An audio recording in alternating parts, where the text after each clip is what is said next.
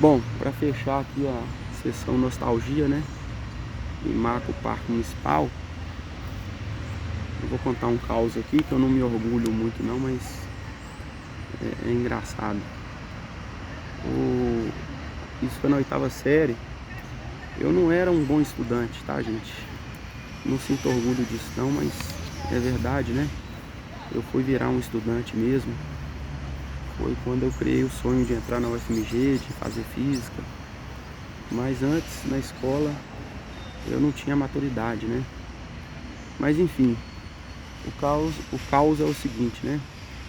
Aula de biologia, tinha um professor, era um professor bem respeitado aqui no Imaco, já estava para aposentar.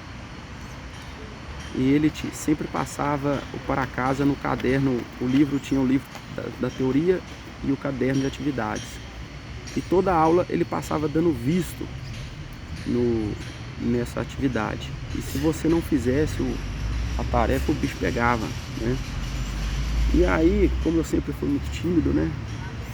Até para copiar eu tinha um método próprio, né? O que eu fazia? Como ele só dava o visto, eu criei o método de ler o início do enunciado e responder qualquer coisa, né? Se a resposta começava com porquê, eu respondia porquê, blá blá blá. E, enfim. Aí tinha um colega meu que sempre queria copiar de mim. Ele chamava Bruno. E eu explicava pra ele, falei, copia de outro, porque eu não tô fazendo, eu tô fazendo esse esquema aqui. Mas ele insistia em copiar de mim, né? Aí teve um para casa que tinha uma questão de botânica, de um grão de feijão e também uma questão de primeiros socorros com o bebê. E nessa de copiar, de escrever qualquer coisa, eu misturei as bolas. E numa questão que perguntou sobre